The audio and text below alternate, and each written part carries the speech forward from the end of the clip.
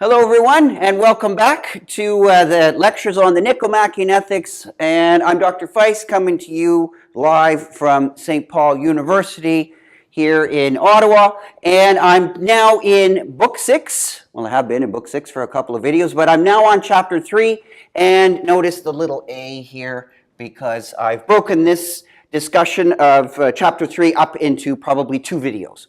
So, what's going on? Well, so far, we've seen Aristotle talk about everything is with respect to the uniquely human aspects of the soul. So what's that? Well, that's the intellectual part. What's that? Well, that's the part of us that is grasping truth. All right? Now, there's a little bit more to the uniquely human soul than that, but basically the main sort of element, the main kind of disposition of the uniquely human part of the soul is to go after truth. We're truth-seeking creatures.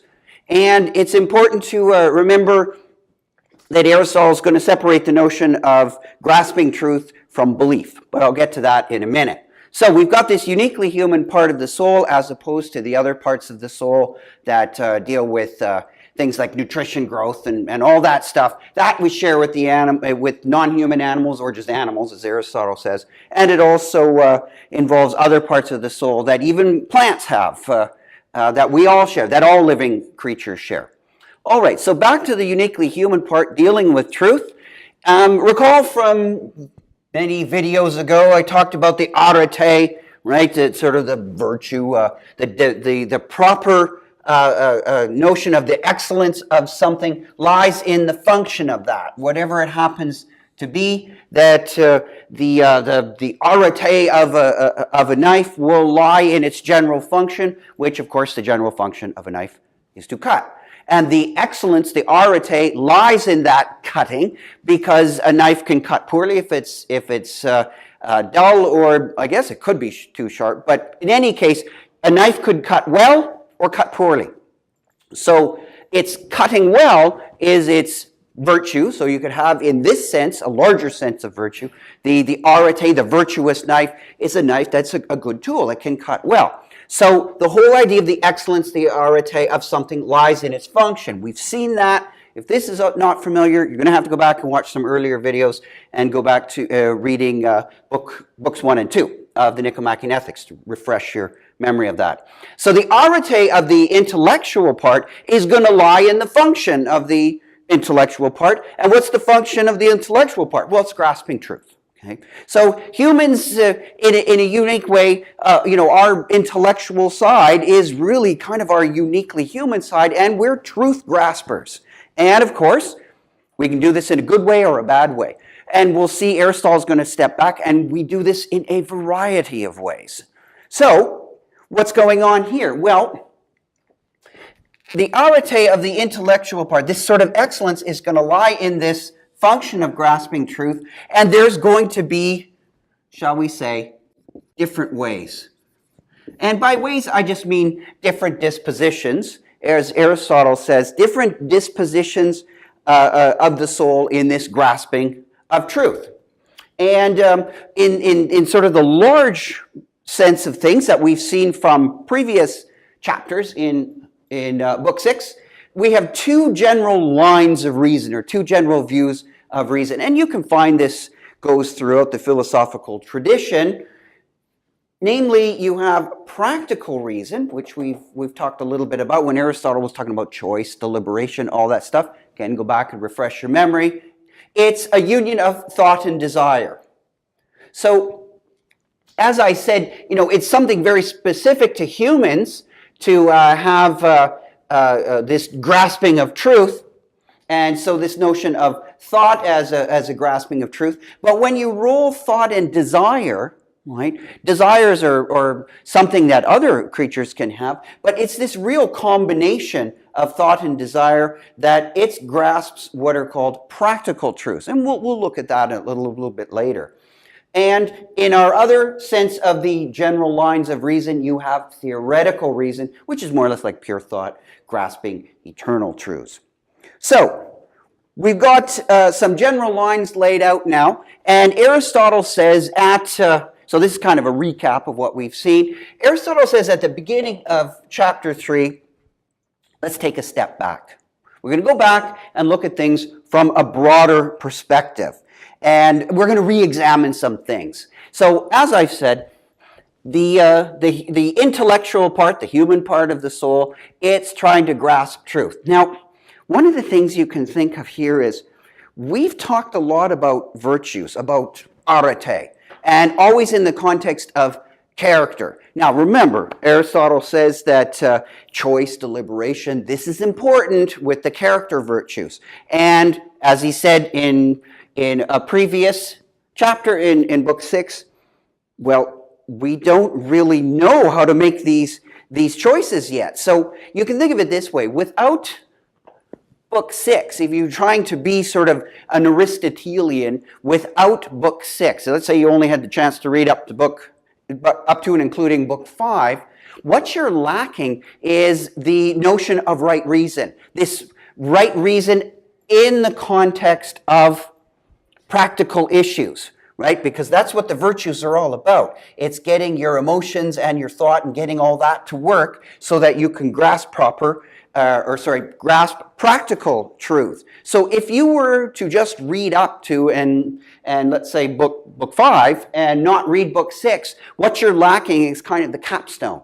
This notion of being able to reason well across a variety of circumstances that humans experience. And so how to reason well would be, you wouldn't have it, and then so you wouldn't be able to govern your emotions all that well. So you really wouldn't know where the mean is. You'd have a very abstract, so to speak, understanding of virtue. And essentially that's what Aristotle says when he criticizes, if you recall what I mentioned in a previous video and in previous chapters here, he criticizes his earlier remarks as being not incorrect, but incomplete, too abstract. So what we're trying to do now is flesh things out. Like, okay, so everything is, and as Aristotle said, everything is contingent, well, not contingent, but necessarily connected to the notion of truth. So if you're going to be a virtuous person, you have to have truth.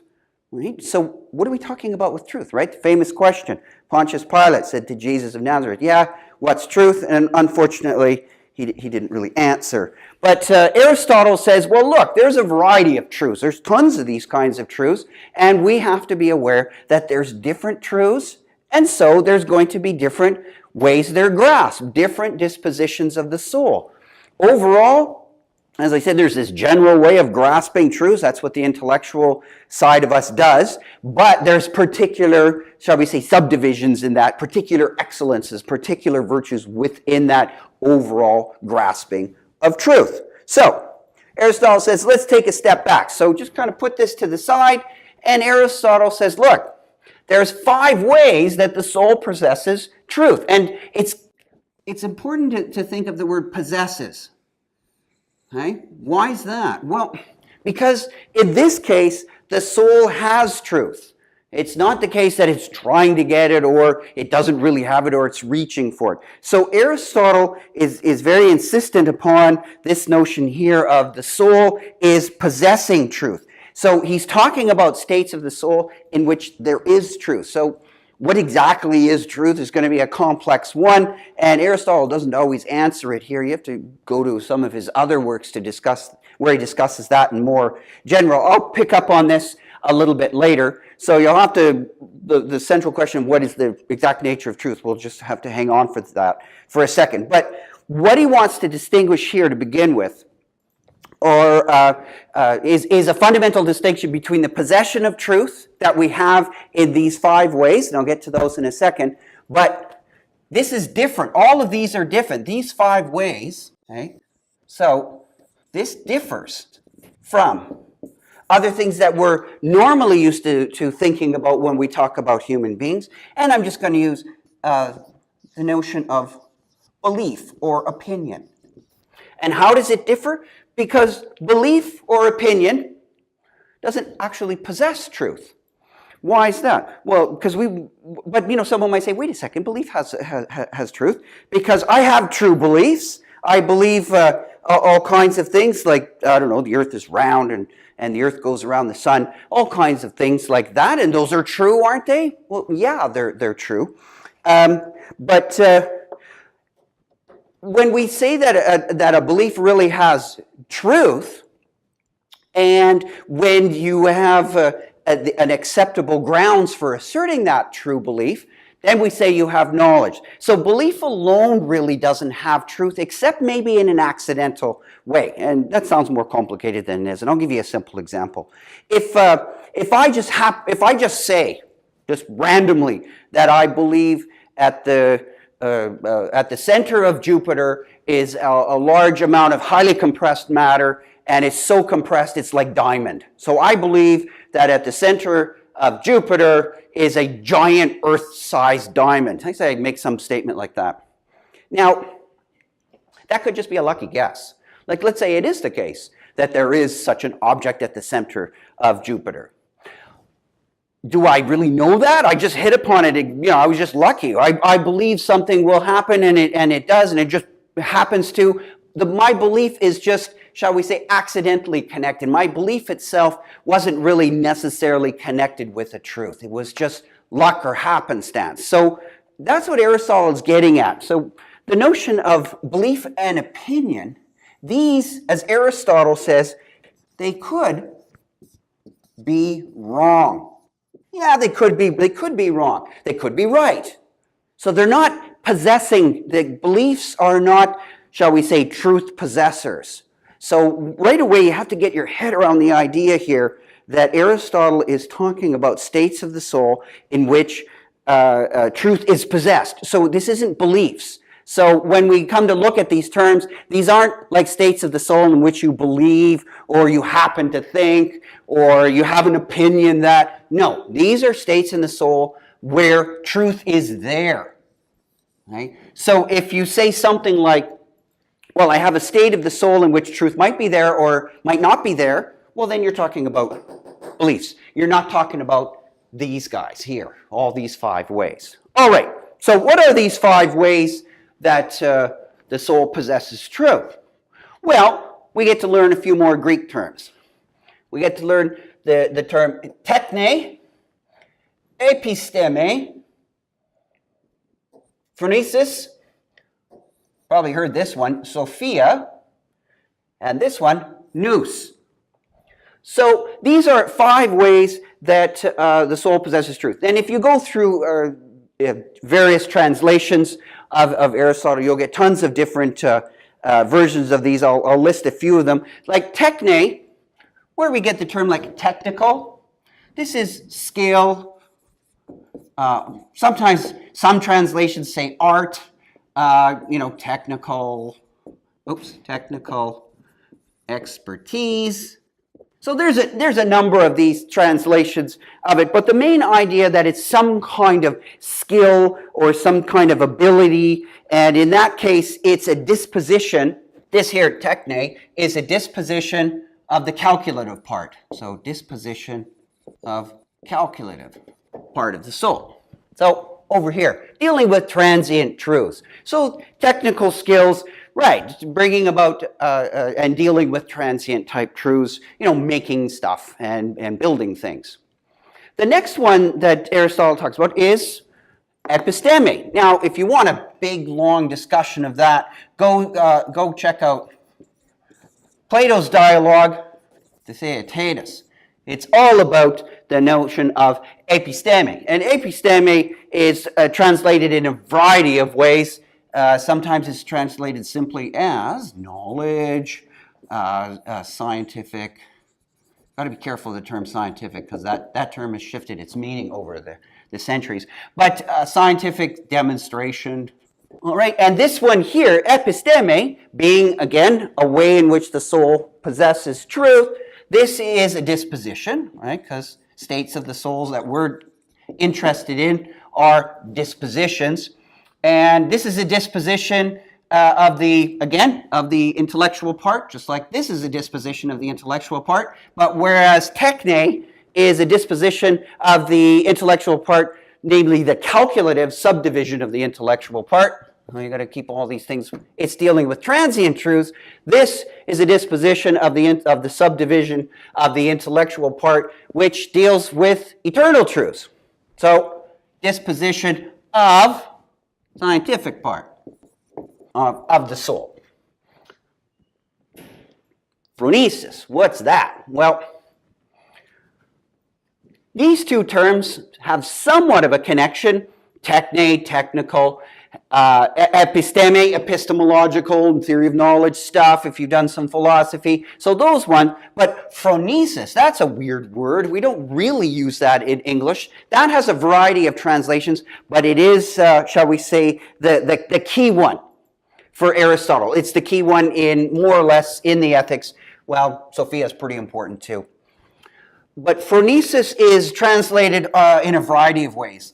Prudence, practical wisdom, and there's a number of them. So it's this idea of kind of a practical wisdom, and we'll look at a little bit more detail at what that is. But you can think a bit about, like, I don't know, maybe what your grandma is really good at, your grandfather, lots of experience, smart person, knows how to get things done, knows what the right sort of ends are and the right means to achieve those ends. So really good with this stuff, the practical stuff, right? And you know, your grandma and grandpa's like, oh, well, you shouldn't think like that. You should, you know, don't feel that way. That's not a good thing to feel that way. You should feel like this and reason like this, and things will work out more for you. That's really that notion of when you say, wow, he's kind of a wise old person, or she's a wise elder type, or whatever. That's what Aristotle's getting at. And Aristotle does say, hey, listen to your elders. You should always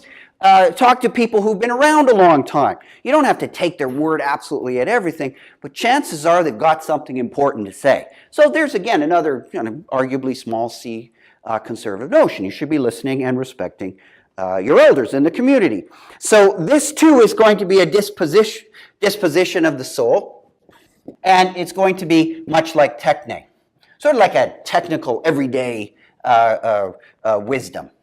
But it's also important for it. It has broader consequences than just simple everyday things for the immediate person. But we'll look at that later in more detail. But this is so a lot of the importance of Aristotle is going to deal with phronesis. So it's a disposition of the calculative part of the soul. All right. So we come to the word Sophia, right? It's a common name. Sophia. So that's not an unknown term, but Sophia, philosophia, right? Philos meaning like love, sometimes friend of or beloved. Love of wisdom, right? Socrates was asked, what's philosophy? Well, it's philos, Sophia, the love of wisdom. So Sophia is also a kind of wisdom, but it's more of a theoretical wisdom, right? And we'll see a little bit more that not all of these are radically independent of each other. We can kind of combine them to a certain degree. Not all of them can be combined in the same way, but just for now, let's keep them all separate and follow more or less what Aristotle's doing. So Sophia then is this sometimes translated as just as wisdom, theoretical wisdom, intellectual accomplishment, philosophical wisdom, all kinds of ways. Philosophical wisdom. What you want to be sure, though, is that you keep, whatever you do, don't mix up phronesis and Sophia. That would be a big mistake. So at least it would lead you astray in trying to understand Aristotle. And there will be a tension with these things in Aristotle. What's more important? Aristotle will ask, and he will give an answer. Just as an aside, people say philosophers never give answers. They do. The philosophers give answers all the time. The problem is there's always so much disagreement. Scientists give answers too, and there's answers as well, and there's lots of disagreement there. But philosophy's disagreements always seem to be much deeper down, or the level of agreement is much lower than it is in the sciences. So keep that in mind. It's quite incorrect to say that philosophers never give answers. That's not true. So Sophia is theoretical wisdom, philosophical wisdom, and it's going to be a disposition, not surprisingly, of the scientific part. All right. So these two are going to be extremely important to Aristotle. The last one is nous. And nous is an old Greek term, sometimes is translated as mind, intellect. There's a variety of ways that the translators bring it, try to find an English term for it. Comprehension is another one. And it's a disposition of the scientific part of the soul, too. Position of scientific. So there we go. Now, so we've got 5 ways or 5 kind of dispositions or 5 virtues, and we'll try to unpack this a little bit more in terms of how the soul possesses truth. So remember, all these, techne, episteme, phronesis, sophia, nous, all these dispositions, all these ways of grasping truth, they are not states of belief or opinion. These could be wrong, but when you're in these states, you're not wrong. So that's been an old thing in philosophy, that there are certain ways in which the soul just possesses truth. So it doesn't leave really room for doubt. So in this sense, you have a case where the soul has truth, so there's no room for skepticism, right? So that the soul is capable of having truth. So it's not that Aristotle is going to say, well, this just might be the case. There is a presupposition under this that the soul can possess truth. Now, as I mentioned in many cases, Aristotle does waffle a little bit, because he does say in the original text, well, this seems to be 5 ways that the soul possesses truth. So he might not be quite as hardcore as saying, no, this is absolutely a complete list, and this is absolutely the case. He seems to be, sometimes he pulls back a little bit and allows that there might be some, shall we say, wiggle room. But in any case, these are the 5 basic ways. Now, they're not all equally important. Just to jump ahead a little bit, this is not that terribly important. Skill, arts, and technical expertise. That's not terribly important for the Nicomachean Ethics. Aristotle's not saying that techne is not per se important. He's just saying that's not really what I'm talking about here. And also episteme is not going to be the most important one, but he does talk about it. So in the next video, I'm going to talk a lot about episteme so we can get an idea of what that looks like before we move on to phronesis, sophia, and nous. And I'm going to show how episteme relates to nous, how it sort of leads naturally into one, and how it leads naturally into nous and kind of completes a picture, because if you don't have nous, then you're going to get a runaway infinite regression. And we've seen Aristotle, when we talked about human desires way back in book 2, book 1, I can't remember. It was either book 1 or book 2, that Aristotle rejects the notion of infinite numbers of desires all being unsatisfied. So Aristotle rejects, by and large, infinite regressions, and that comes up here again. And nous is like an infinite regression blocker. It's a special state of the soul that prevents us from lapsing into these infinite regressions. So in the next video, stay tuned for that. We're going to look in more detail at this notion of episteme in order to provide a contrast, ultimately to look at things like phronesis and sophia. See you next video.